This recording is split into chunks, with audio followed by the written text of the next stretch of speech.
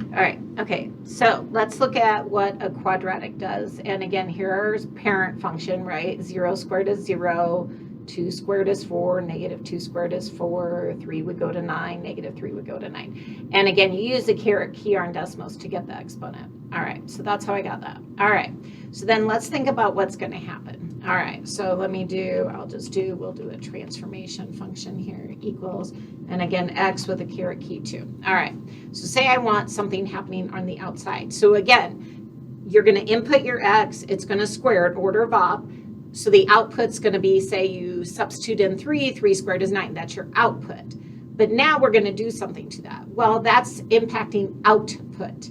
So it's not surprising that the output is going to go up too. So that's going to be a shift on your y. If it's on the outside and say it's a negative 2, right? It is what it says it's going to bring it down. Okay. Now, what if it's happening to the input? Okay, so I'm going to stick some parentheses in here, and we'll see if I can get another set.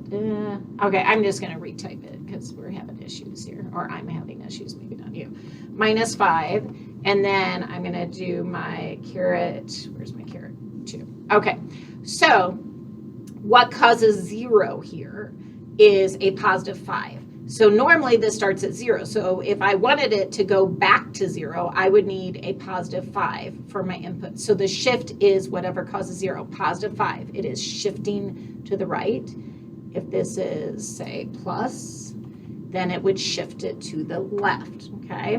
Now, if I combine, okay, so say I put so that's happening to the input, -5, all right? But the output I could have do, say, +3. Okay, so what is it doing? It's going to take my original function, the shift on the x, -5, and then go up 3. Okay, what if I put a negative in front of here? Well, then it is going to reflect. So it's going to go back 5, up 3. And again, what's happening? The output is reflecting the output. So the output is your y values. They're going to reflect. Okay. What if I put, let's get rid of this. Let's say I put a number up here, okay? So like 6, okay? That's gonna go back 5, and it's gonna make it skinny, okay? So think about what slope does to a line. If you have a slope of 6, it's rise over run, right? So go up 6 over 1. So it makes it skinnier, okay? Makes it compress. Now again, obviously, quadratic does not have constant slope, right? The rate of change is always different because when you square, you don't get lines, right? So, but it does that same idea of compressing, and we'll do it with a line here in a second. I'm going to use the fraction key, and then I'm going to type in my fraction. So what if it's, say, 1/8?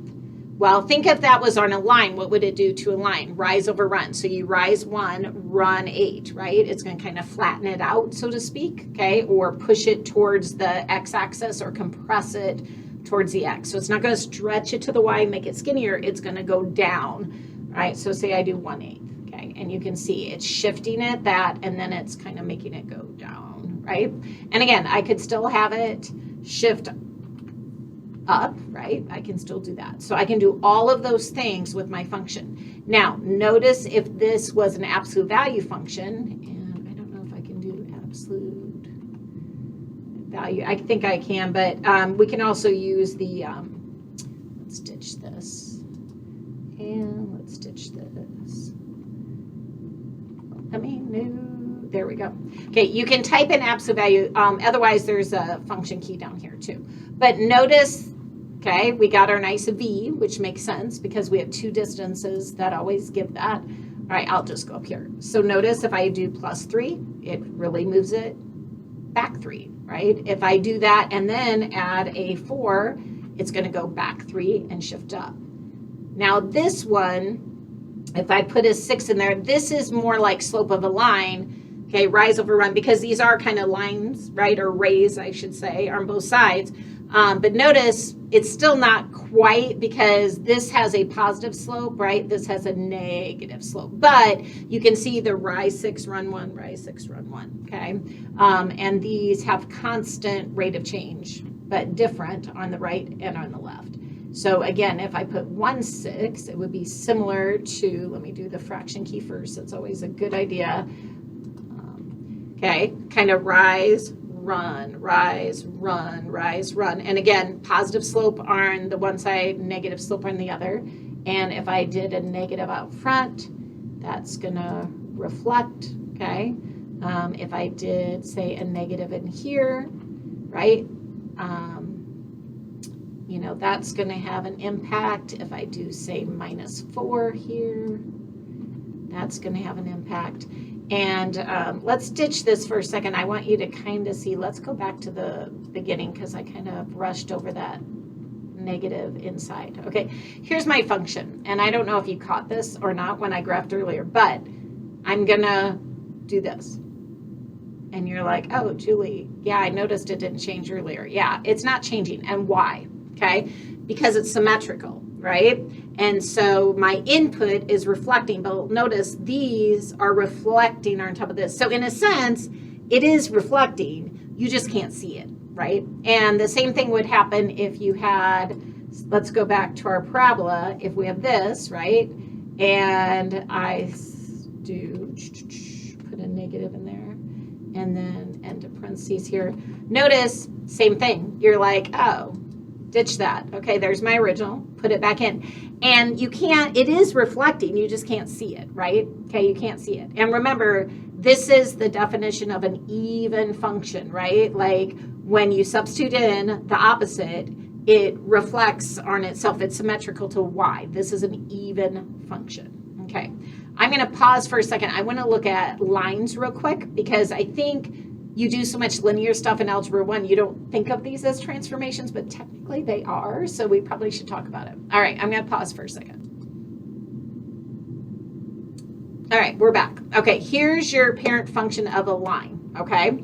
So think about this. Like, you really are shifting it up 3. We always think of that as the y-intercept, right? But if you have your parent function, it did go up 3, correct?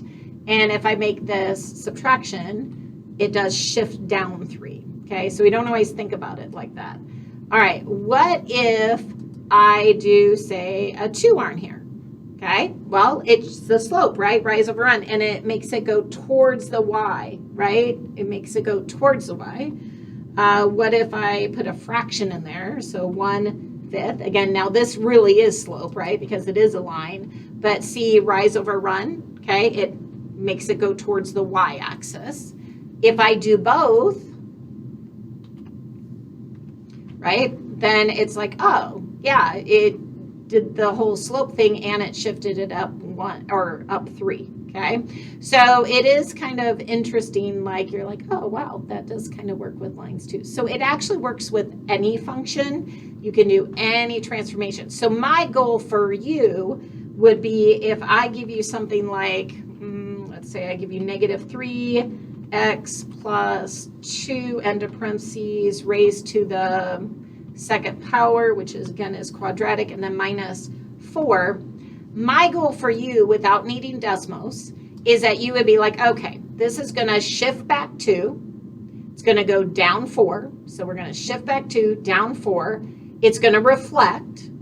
And it's going to compress. It's going to get kind of skinnier, so to speak. That you should look at that transformation and be like, oh, yep, I know what's going to happen there.